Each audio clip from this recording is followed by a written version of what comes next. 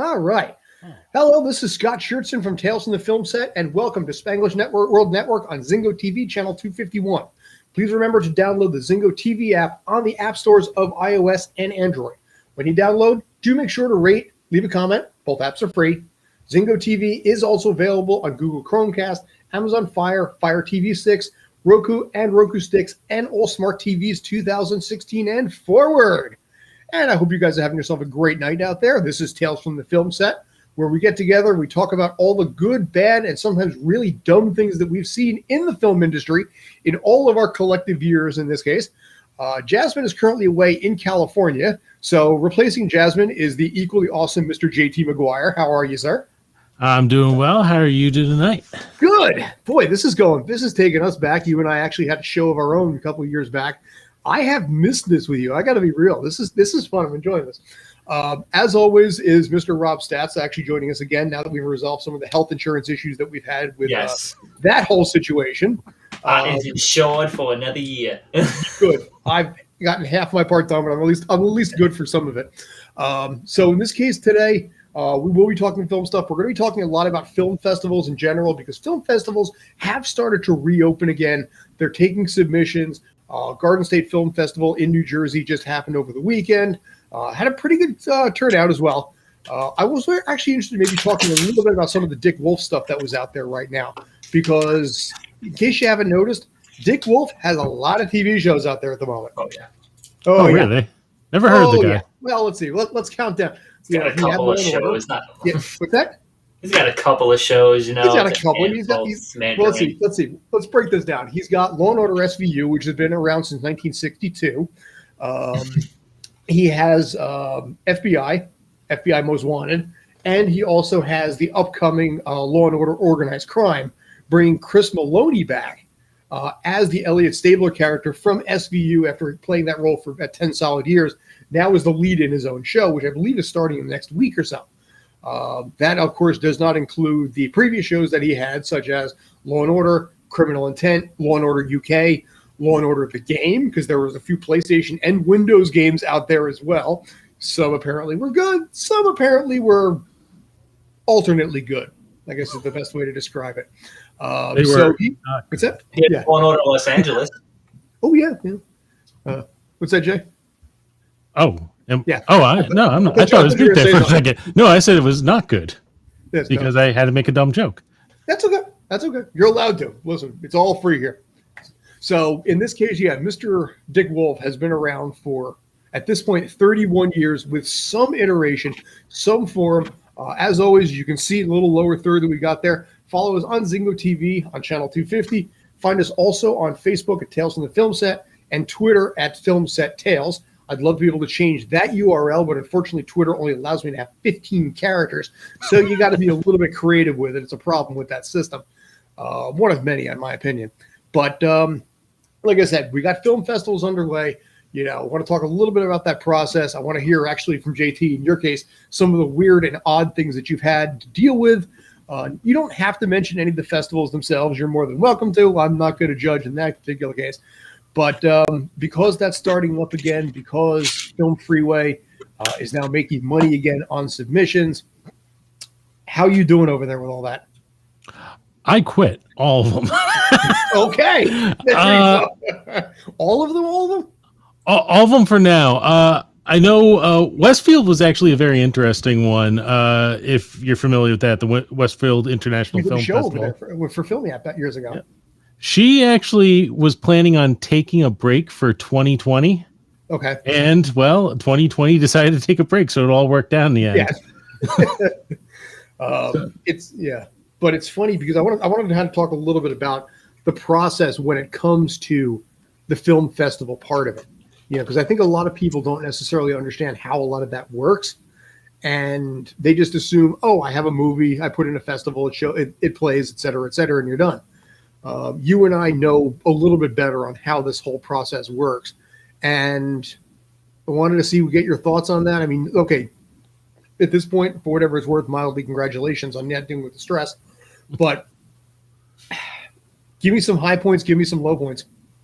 Well, when I first got into the film festival scene, I had already done the convention circuit for like anime and fandom for maybe 6, 7 years. So I did have some experience going into it. The first film festival I actually helped out with was a friend of ours, Chris Cullen, who was doing the Hang On to Your Shorts Film Festival. Chris was going into his first year and just happened to ask, like, "Hey, any chance can you help me out because I'm pulling all these films together and stuff." I'm like, "Yeah, sure. I was only planning on helping him a teeny tiny bit. Like, I was like, all right, like, yeah, I'll help you organize some of this stuff."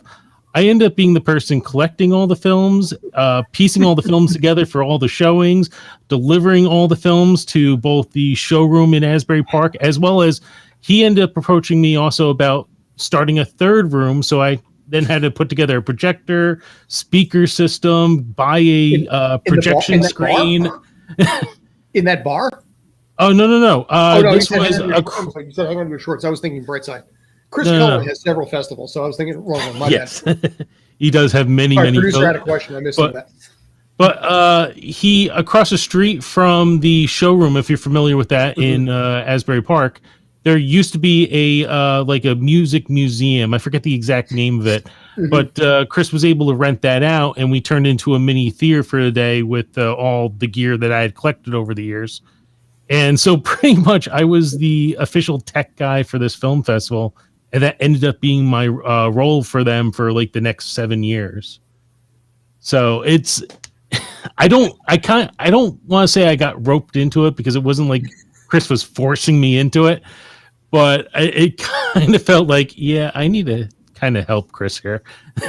Yeah, it's the problem with the festival part of it is that while it's really good for a lot of people that are there to display their films, it is really brutally difficult for anybody working it. There was one festival in particular, which if I get to the right kind of mood, I may actually mention my name. But for right now, let's suffice it to say that I cracked on the day we finally led up to the film festival itself. I was awake the entire night, and by 6 o'clock in the morning, was eating cold hot dogs out of the fridge because you just reach a certain point where you're just like, I'm done. That specific one, I drove over 725 miles in 3 days between base of the Catskill, New York, my home in New Jersey, and also New York City. Between all of those trips, I actually put on 750 miles in a 3-day stretch, running on 3 hours of sleep. And it's a lot of work. It's a lot of stress. And it was just something that eventually, listen, I get it. You walked away from it. God bless you for it, because it's hell. I think I know which one you're talking about. Is that the one that has a name of one place and takes place in another? Yes, it does. That is the one. That was actually, I met a really good friend of mine, Barrett Perlman, at that one. Yes, that was a funny one because I remember that was like one of the first festivals I ever went to, and I'm like, why is it called this when it's held here? But then there was a whole story that went to it because the original theater got damaged during Hurricane Sandy and everything else. And I remember you telling me that you drove like a maniac for like 3 days.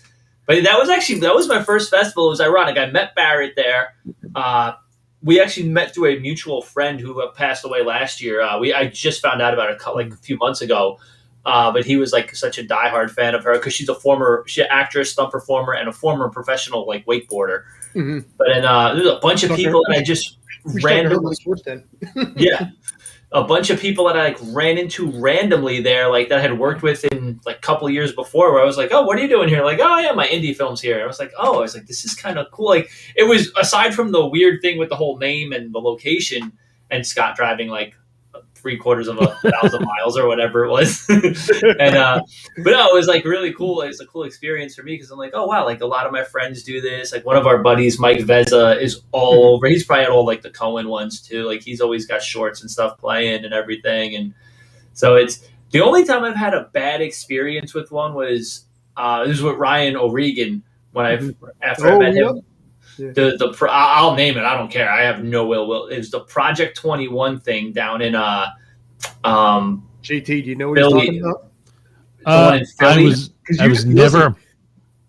I was never a part of Project 21, but I've heard of it.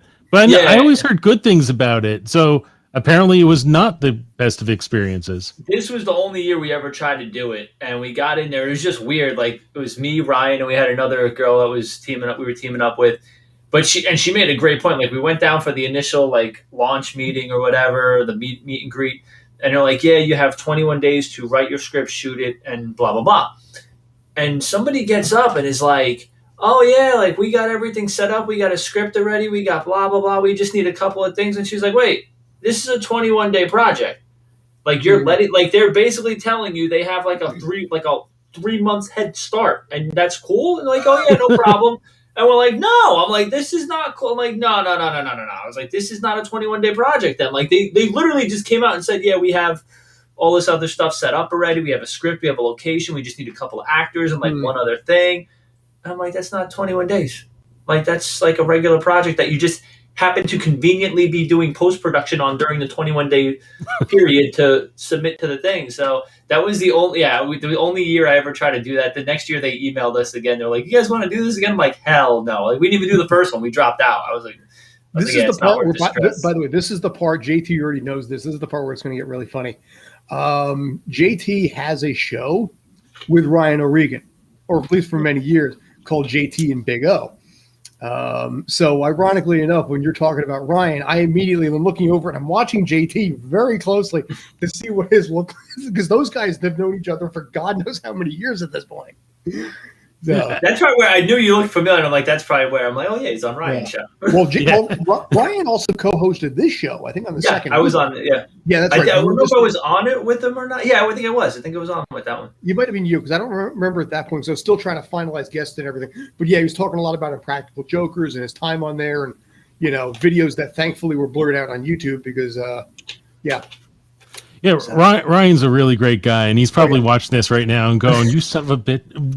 You son Ryan, of a bee, whatever I can say here. Because by the way, just as a heads up on this, Zingo TV is minority owned by Fox and Disney, so they do kind of like the obscenities to be kept to a PG-ish level if possible. So, so you don't drop 20 F-bombs like somebody else did, you're fine. Oh yeah, that wasn't me in that case, but I do know what you're talking about. That's I tried my best to prep myself before I came on the show. That's okay. They probably don't want cursing. I didn't tell you that. So yeah, I did Ryan's. I was in Ryan's Sunday Best short. Oh, that's John right. Smith. Yeah, so it was fun. That was a fun shoot. We had a lot of fun that day. We shot down by. It was actually the girl that we were teaming up for Project 21 with. We shot at her house, so it was a lot of fun. I played John Smith. He let me keep the top hat that I wore as a prop. Was that John Pamela Smith, that was part of that? No, it was somebody else. Mm.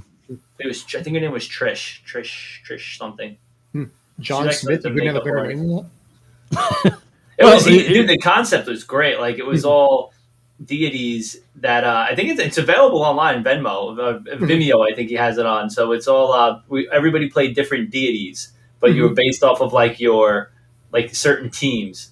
So I was actually supposed to be. We were trying to find a Drew Brees jersey because I was going to be John Smith as a Saints uniform and everything. But we had the Bengals were like Buddhist or something. So it was the whole. And we had Black Jesus with I can't remember who played Black Jesus. Cooper Rigo played Black Jesus. So he was it was Cooper and Ryan were the leads of it, and every different deities would come into the house on a Sunday to watch the game, but nobody wanted to hang with me because I was the lame guy. I was I brought trail mix and carrots. Oh, you're that guy. Yes. Thanks, John Smith. Hi, I'm John Smith, and anybody like some raisins? We had a whole thing too where we did. This was right around when South Park took a bunch of heat for Allah or with the being pictured. So we had Allah was a dude behind a curtain. Curtain. It's funny. I have actually, now that I think of it, I've never actually worked with Ryan O'Regan. I've had him on here. We've done. No. I mean, listen, I'm not talking on your show or anything like that. I'm talking any projects I've never done with him, as far as I can recall. You and I met on that film that actually just won. By the way, Writing with Sunshine won another award recently.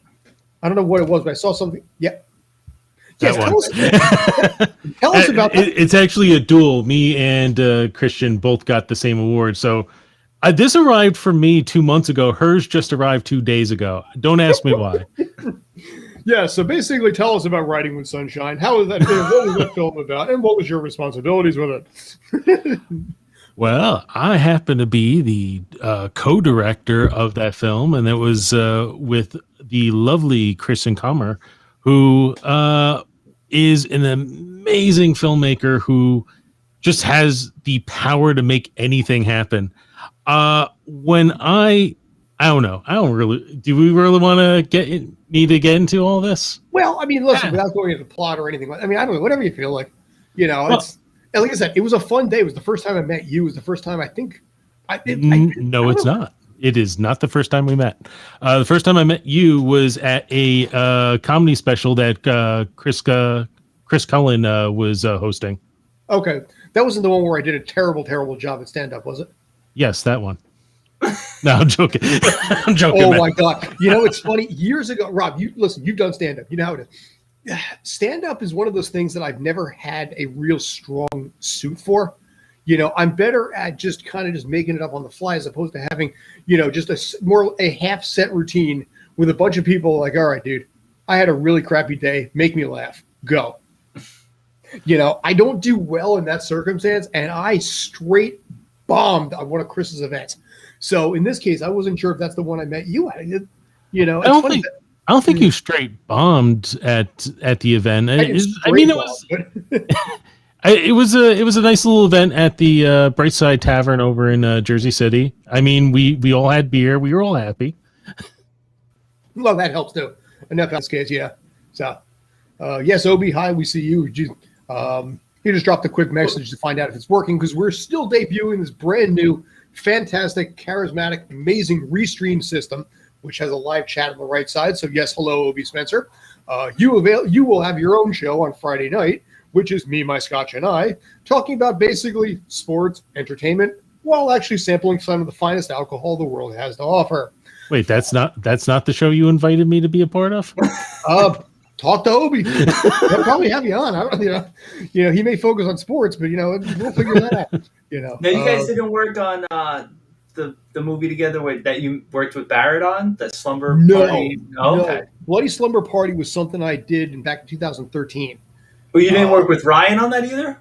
No, he wasn't there. For that. Okay. I thought he was on that. That was the one. That was the first time that I had worked with Ryan O'Halloran. Okay. I had bombed another stand-up routine about 2 years prior when I met him the first time. You're noticing a trend here because I got invited on to remember like Otto and George from Opie and Anthony. Yep. Yeah, I got invited on his show to do stand-up, and I was so unprepared. It was so last minute. It's like we need you here tomorrow. I'm like, ugh. So I met Brian the first time there, and some dude who basically was like a 300-pound half-naked man wearing a colander on his head called Mr. Pregnant. Look it up. And fast forward a couple of years is when we did Bloody Slumber Party. That's where I met Barrett, worked with Brian O'Halloran, who later murdered me, and also met Joey D'Onofrio for the first time from Goodfellas, who nailed it in his role. He played this creepy little dude in a bow tie so amazingly, perfectly well. It was just so incredible to watch, that this little tiny dude from Goodfellas and all these other movies that he's been doing, to just see him just straight crush it in that movie. I loved it. Fun fact, I've never seen Goodfellas. Get out. Swear to God. I have the most obscure list of movies I've never seen. I've never seen Goodfellas, never seen any of the Godfathers. I've seen Scarface, but never from like start to finish because I've been in enough barbershops in New Jersey that I've seen every scene at least like 5 times because it just runs on a loop.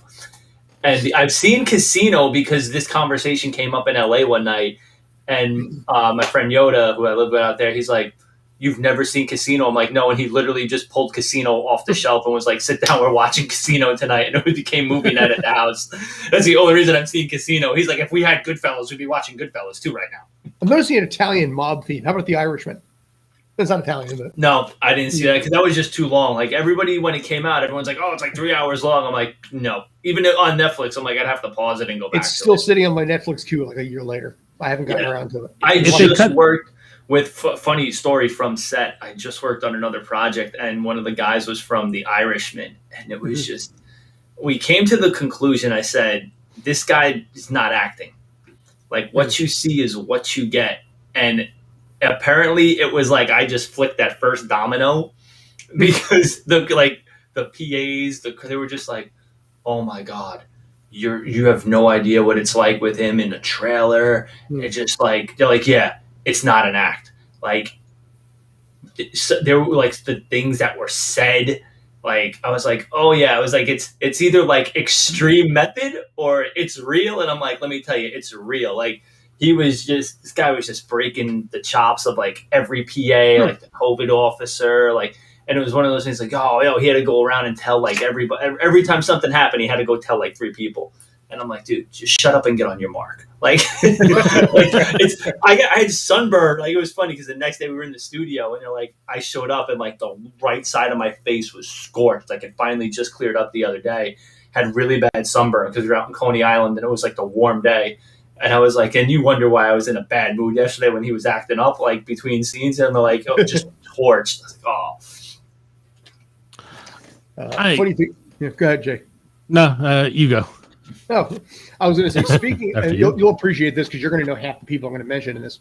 Speaking of sunburn, there was a project that was done at Coney Island also in May, about 5 or 6 years ago. So you had really, really pasty white people. Myself, Britt Chandler, Stephanie Bichal, Richard Haas, Mike Brower, basically all of the like whitest of the white people, because they really wanted to show like Irish people in the 1950s.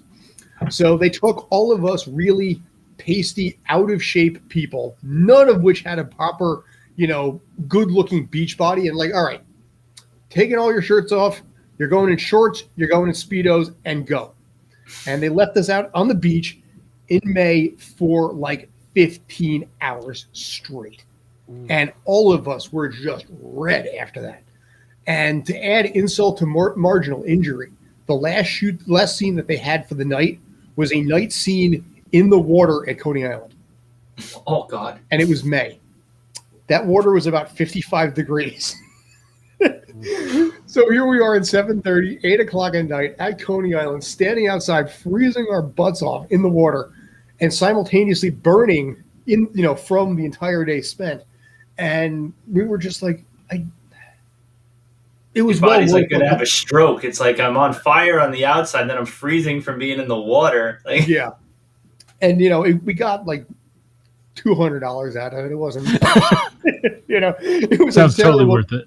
It was totally worth it. Yeah. Being over there in Coney Island, which, was kind of nice, granted. I got bad sunburn on Boardwalk one year, and I was like on my feet, my whole body. Like, I did a great job of covering my whole body in like sunscreen. The same thing. I think we were in the Rockaways for this scene, and somehow the sunscreen wiped off my feet at like lunchtime. And I didn't know. And the next day, like I couldn't even wear socks. I was working at FDU in the summer. I was redoing the athletics website at the time. And I'm sitting in the office with my feet on an old printer with no shoes on. Like, my tops of my feet are just sunburned. They're like, what happened? I was like, I don't even know. But like, I was walking around the entire, like the Rothman Center and the Stratus Arena in flip-flops because I couldn't wear socks or regular shoes for like 3 days. And it was the underside of your feet too? Yeah, no, just the top part, but it was so bad. But and all those people that you listed, it's like they're people like you guys are so white as my shirt. Like Mike Brower, I love everybody there, Steph and Britt and like Rich. It's like, oh my God, you just gave me that list of them. It was something called, I think it was literally just called Brooklyn. And they're like, we were specifically looking for like the whitest of the pasty white people that we could find, and it was a unique experience. Talk to any one of them. They're definitely going to remember that at this point. But, oh, God, the advantage of not having to do that anymore. Fortunately, right now, standing in on Severance, which is a lot easier, the Ben Stiller project, that's a lot easier. Fair amount of overnights, but you know what? It pays really well. That is the reason I got the health insurance again for this case. Is Ben directing that, or is he? He directs 6 of the episodes. 3 of them he does not. So it's a 9-episode thing. They got about 11 weeks left, roughly, I think, at this point. But it's a cool experience. Adam Scott's a really chill piece of work. I remember him from Parks and Rec. He did that Krampus movie as well. So he's very, very chill, very laid back, and a lot of fun. Honestly, the entire experience has been great. Through a weird twist, they contacted me for 3 days this week, but I've got the car for something else tomorrow, and as a result, I can't do that. But all right, so we are now 25 minutes in at this point. Find us always on Twitter at Film Set Tales and Facebook at Tales from the Film Set. I'm Scott Churchson alongside Mr. Rob Stats and Mr. JT McGuire, showing off his fantastic backdrop right there. nice little statue he's got going on there. Yes. Actually, I guess just to mention real quick because we talked a little bit about how we met. So here's the funny story. When I did meet you at Brightside Film Festival a few years back, we chatted for a bit, and I was like, "Oh, this is a pretty chill, cool guy. I really like him." Thank you.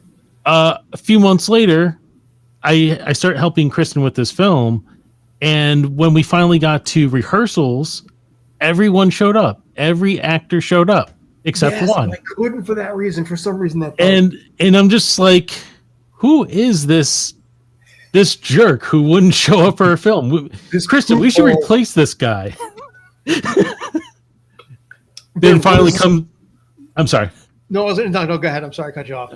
No, then we get to the day of the shoot, and you're coming on, and I'm like, he better know his lines. He better. And then you come up, I'm like, oh, hi, Scott. Oh, hi, how you doing? It's all good.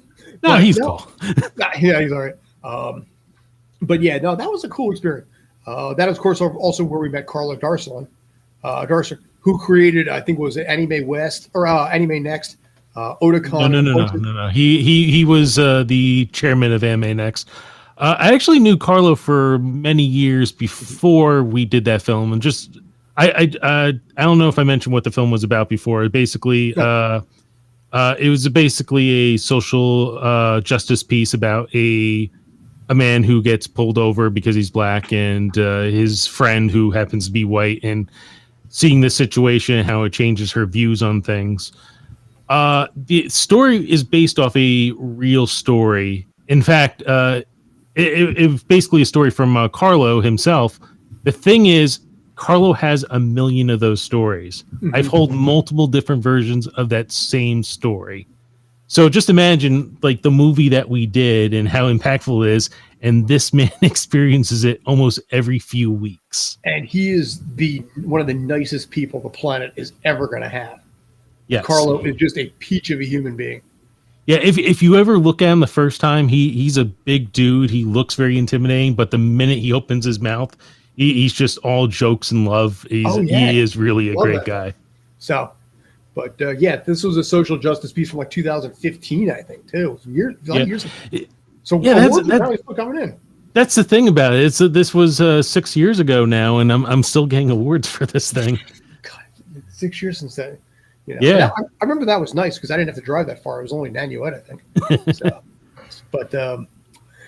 So like I said, that one got picked up another award. It's been broadcast pretty much around the world at this point too, which is pretty cool. Yeah, this award, in fact, is from Chile, just to show you how far it's really gone. But I'm not trying to take over with this film.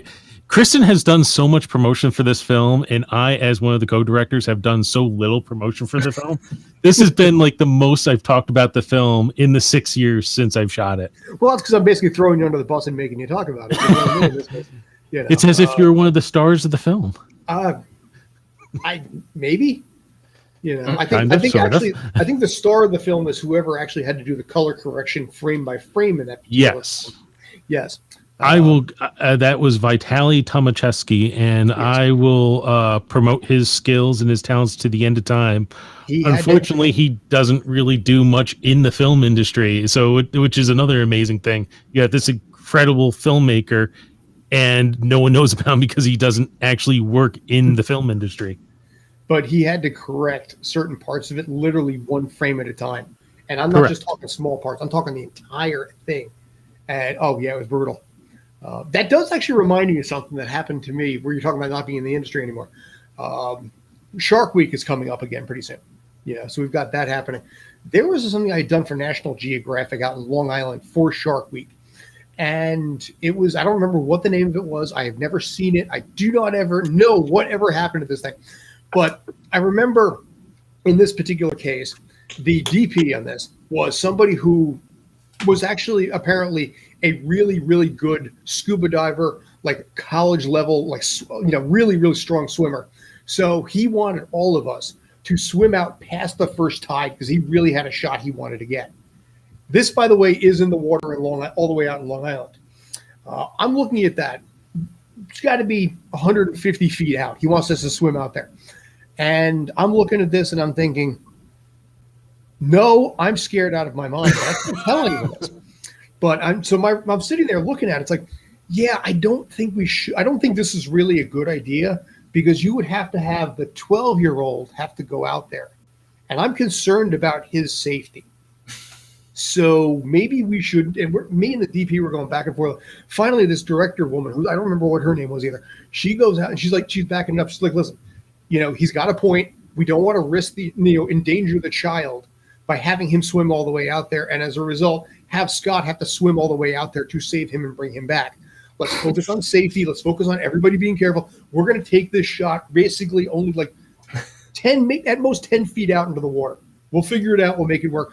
And I remember talking to this woman. I was like, thank you. I mean, this is one of those things, I would love to be able to work with you again. I don't know what you're going to be on again, but I would love to be able to work with you again. She's like, it probably won't happen. This is my last thing. I'm quitting today. And I never saw her again. Never saw her again after that. And it was funny because I was just like, oh my God, this woman is just so amazing. Not just from that standpoint, but just on the way she led things, the way that she was, dictating everything first. And she's like, yeah, I quit. I'm gone. Bye. And by the way, Obi, safety first when it's applicable. It's not always applicable. It is safety on occasion. This is not really a film industry story, but it does involve media, so it's close enough. Please, you actually work in media anyways. So I used to be involved with a convention in the New Jersey area called Anime Next. It was a big fan convention for anime. And every year we would actually pull off a concert and do like a full camera shoot. So we'd have our left, right, crawl cam, etc. The first year we did it in Somerset at what used to be known as the Garden State Expo Center, I believe. Mm-hmm. It doesn't exist anymore. It doesn't matter. So we ended up getting these 10-foot scaffolds that only had maybe around 5 feet to walk on. And then we decided to put a human being and a giant tripod on there and have them do camera work. I looked at that and went well, one of our guys are going to die, and I like our guys, so I hope they don't. So maybe we shouldn't do this. I wasn't in charge of anything by that point. So basically what would happen is my manager would say we should do it, and I say, no, we shouldn't. Oh, okay, well, let's talk to my manager. He talked to his manager. It's I don't see any problem with that. It's I do. And I kept going up the ladder of complaining to people till we finally got to the chairman. It's yeah, just have him do it. All right, well, you'll be blamed for his death. It's you keep appealing till you reach the grand jury. Yeah. It's why didn't you stop this? I tried. I told 5 people. Just kept going to the next one. I don't know. Nobody ever talked to me about this. Why didn't you say anything about this? So, they're volunteers. They're replaceable. Exactly.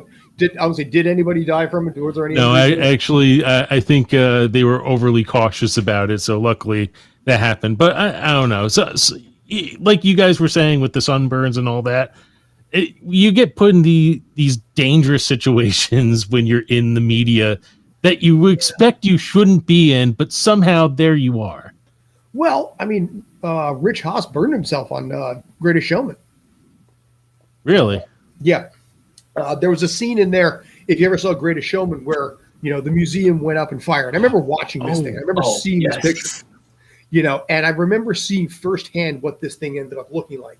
And it was something where the last take, for whatever reason, we're looking at this thing. And I remember looking at it and thinking to myself, this looks too big. We'd done the fire scene probably about 10 times previously. And this last time I'm looking at it, it's that fire is starting out way too high. And sure enough, they lost control of it. So the fire went through the lower floor, up to the top floor, and caught. And as a result, the entire museum went up in flames. Whether it was intentional or not, I don't know. Whether somebody lost control because everybody was tired, I don't know. But Rich Haas, poor Rich, had to basically on every take run past it, over and over and over, really run around the entire building, for about 4 hours the entire night. And on the last take, when the fire went up too far, yeah, he was too close. That man, somehow the worst things happened to him on set. I don't even think that's the worst story I heard from him. The worst one was the race in the wheelchair. The Deuce. That was the Deuce. Yeah, we talked about that one because I worked on the Deuce and I wrapped early that night, and I had just gotten home, and he messaged me. He's like, "I just wrecked myself." Yeah, he has I never heard the. He showed me pictures of that too. Yeah, I never knew about the Greatest Showman. I knew that was a real fire. I remember it being in the news and the paper and everything, the following days. Yeah, because I worked with you guys, and for whatever reason, I wasn't there that night. I had something else going on, and I remember they asked me, can you come in? It was a Friday night, wasn't it? I think I had games. Friday or Saturday. I think I had games the next day, and I was like, nah, I can't come in. And I was like, oh my God, I saw it the next day online. I was like, I should have worked. Oh my God, this is great. It was really cool. Let me see if I can actually find a picture of that. Yeah, Rich has had some rough luck on sets. The wheelchair one was the worst. But we talked about the story with Maggie Gyllenhaal making sure he was taken care of by production and everything before the show wrapped, and that final season or that season at the end, he came in and she was like, "Are they how?" She's like, "Everything good?" She's like, "Yeah." It's like, "I just got to give paperwork, see if what production covers." She's like, "No, go get that." And she handed it to our UPM and was like, "You're taking care of this." And we were like, "Oh, okay." So nice. She went boss on him. But yeah, it's nice to have. I was just gonna say it's nice to have people in a high position like that actually cares about the people who are kind of killing themselves to a degree. Yeah, Scott was saying with the water too in Coney Island. When I shot for Sneaky Pete in LA, the last day we filmed on location, I had to do a stunt where I jumped off a pier into the Long Beach Bay, and all day I'm like, "Yo, can we do this? Can we do this?" It was nice and warm. The water had sunlight on it. Nah, we had to wait till 5:30. Yeah, but it's still in LA. This was in January in LA. I jump in the water. We had to do one gag where they pulled me under with a a pulley, and I had to pop up. And then I'd been in the water, and our safety diver, and actually our two safety divers, were literally pulled me up on the jet ski, and they were huddled around me. And they told our director, they're like, "You have 5 minutes to get this shot, or we're pulling him out of the water." I was like, I'm good, I'm fine, I'm fine. Shivering. I'm like, I'm good. And they're like, "Your lips are blue." I'm like, "Oh, that's not good." And we ended up getting the shot, and they were just I remember getting out of the water, running to, I couldn't, something was wrong, and my trailer was locked. They couldn't get the door open, and Giovanni Ribisi, who I doubled, he's like, "Go in mine." And I literally ran in Gio's trailer, soaking wet, ripped my clothes off and jumped in the shower and just had hot water. They would turn the hot water on. I was like, "Oh my God." It's 5 minutes later. I'm like, "Okay, I'm good. We're going to do it again." They're like, "No, we're done." So it doesn't look like I can actually share the picture that I wanted to. But I've got a picture from that was sent to me from Greatest Showman. And it actually shows firsthand what this thing looks like. What was interesting about it, and this is the little bit of dirt that's going to be coming, is they had that fire right next to where holding was. So the buildings themselves were attached. So when the fire went up, it was actually went up and attached to the building where we had all of our stuff. Now, Robin at that point was working an overnight shift. So I'm texting her because we're not allowed back into holding until the fire department allows it and clears it. So I'm sitting there, I'm just texting her. She's working an overnight. I'm just like, "So I'm actually watching a gigantic fire right now and being paid $70 an hour to do it." She's like, "That's not so bad." It's like, "Yeah, pretty cool. I got to pee royally badly because I'm outside in the cold, but not letting us go anywhere."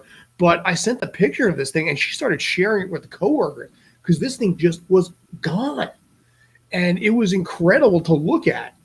Everything obviously was fine. Everything did work themselves out and everything like that. And obviously we never lost any of the stuff that we had.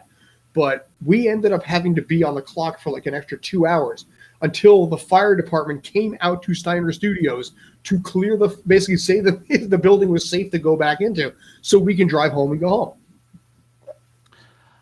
I have to say, I don't know how you guys do it. I don't either. All my experience really has been with independent films because I like working at that level. It's a close knit set. You have a little more control. There's a little more you can do. I listen to you guys and other friends of mine who do the same thing, and it's just like, nah, I don't think that's. I don't want to do that. There are some benefits to it. I mean, the free eats is always a good thing, especially with the new system right now. Because of COVID being the way it is, the way that they're handling it. I love the new eat system. But it is what it is. I mean, for me, it comes down to, do I want to do something like that? Or do I want to sit in a cubicle with 6 different bosses and have my employers literally charge me $420 a year to park in the company parking lot? True story. Actually happened. I don't want to deal with that. And I think that's part of what it is for me. Is that I like to have a little bit of the personal freedom. Yes. Is it inconvenient at times? Yeah. But I don't have to be on set tomorrow until 9 o'clock in the morning at Pearl River. So it's not that bad in that case. Last week, I had overnights that I had to do. Week before that, I was up at 2:30, 2:45 in the morning. It does happen that way. And yeah, it does suck. And by the way, JT, I think you know where that part's coming from, knowing what your shift is. But, at the same token, I don't want to have to sit in an office, make a mistake, and have 3 to 5 people coming up to tell me about it. I worked a job like that for years, and that stuff burns me down. I had to get an EKG because they had asbestos leaking through all the pipes, and me being asthmatic, my heart just went, and I had to get an EKG and wear a Holter monitor at the job, which, by the way, they didn't pay for. So there's a lot of stuff like that I just don't want to have to bother with anymore. So for all the challenges that we have and all the struggling we have, you know what? Still a hell of a lot of fun. And it's that we always say, like, you hear the bad side of things and stuff, but it's like 1 out of like 100 days or 200 days where something bizarre happens. And we always joke, we're like, when you're doing background work, we used to say, what was it? 1 out of 25 is crazy. And if you can't figure out who the one person is, it's probably you. Like, I mean, there's been crazy stories. Like, I remember the first Avengers movie was we filmed in Grand Central Station. So you were there for that? Comes in. Yeah, this woman comes in. It's like cattle calls, like 300 of us. And I remember looking one morning. She's like, woman's by the coffee. We had the kind of jugs like you see at like sporting events. Couldn't find a cup, so she took literally just put her head under the coffee the spigot, poured the hot coffee straight into her mouth, took a creamer, dumped that in a pack of sugar, and then shook her head. And I was like, okay, it's gonna be a fun weekend. And then the same woman, we were shooting the scene where Loki comes out with the army from the sky, and we're supposed to run scared, and they're like, just put your head down and run like you're trying to protect yourself. She's running down that little section of Vanderbilt or whatever, oh my God. And we're like, no, just put your head down and run. So she did it for 3 takes. Finally, they're like, that was great. You're super featured. Oh, we're going to send you back to holding. And they send her back, send her home, get rid of her. She comes back the day after and she's somehow gotten her wardrobe again without a voucher. And they're like, man, you're not supposed to be here. They told you to leave. She had a meltdown. She's like, oh my God, no. And they're like, no, it's you just can't be here. She's like, no, see, I'm acting. I'm an actress. Wasn't that really good? We're just sitting there eating breakfast in the morning going, this might be better than the movie. Oh my God, this is great. But yeah, there's always those just bizarre stories, and you kind of know when you're in holding or on set, you see somebody, you're like, oh, it's going to be one of those days. Yep. This person's here, buckle up, here we go, something crazy is going to happen. But one of the benefits now of social distancing is the fact that everybody is so far apart, they really don't have the opportunity to engage in conversations, which means people can leave me alone and not brag about the YouTube video that they did 6 years ago that has now 18 views on it after all this time. I don't want a 17-minute diatribe about how the experience was. I don't want to be told why, your political beliefs are the only ones that are correct and anyone who disagrees with you is, Hitler, Satan, von Staulenberg. I like the new system. Like I said, it's socially distant.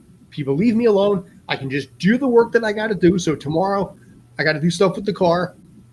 I'll sit there. I'll do work for this. We've talked about some of the stuff I've got to do with this. I can use that as work time. I don't have to be distracted, and that's nice.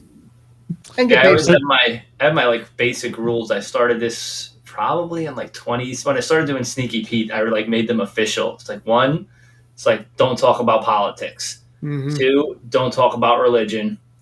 3, try not to talk about sex. I mean, like with the type of work I do, sometimes like it's work related. I'm like, unless you really have to, like limit that. And then 4, because this was season 2 of Sneaky Pete when I made number 4 official. It was like, keep your hands to yourself. Like, don't touch anybody or anything. And it's just the first 3 are the 3 fastest ways to get into it. Or the first 2 will get you into an argument. Because like you said, if you deal with people who are just, oh, you don't agree with me, then you're a moron. You don't know what you're talking about. And it's like, I remember back then it was so hard to not, this was like 2016, 2017. And when it was the thing, and I'm like, even now, like I do, like I'm the same way. I'm like, okay, great. Like there's space. I have an excuse to stay away from people. Like, and like if I'm standing there, like I know who I'm working with. So like even now, the show I went on, it's different though.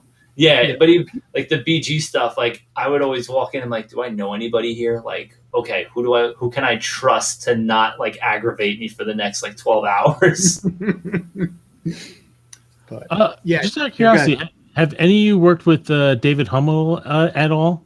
He mostly does stuff involving cops and such. I probably have. I have to look and see what he looks like. Or the name sounds familiar. I feel like I've heard the name before for sure. Probably worked together on that thing. That thing you totally about. But it was a former boss of mine, and after we kind of went our separate ways from our job, because it was bought out and things happen. He decided to pursue acting again, and he's actually been like you guys doing wow, my brain just went blank right there. Extra work, yeah. He's been doing extra work. Hummel? Dave Hummel. Hummel? Hummel. Yeah, it's not showing up as David anyway. Usually in this industry, we have like 17 mutual friends. You know how that is. Yes. Oh, wait, there he is. I do IMDb. Yes. Oh, yeah, Vitali, Andrew. Oh, yeah, I got 17 mutual friends with this man. Oh, yeah, I recognize that face.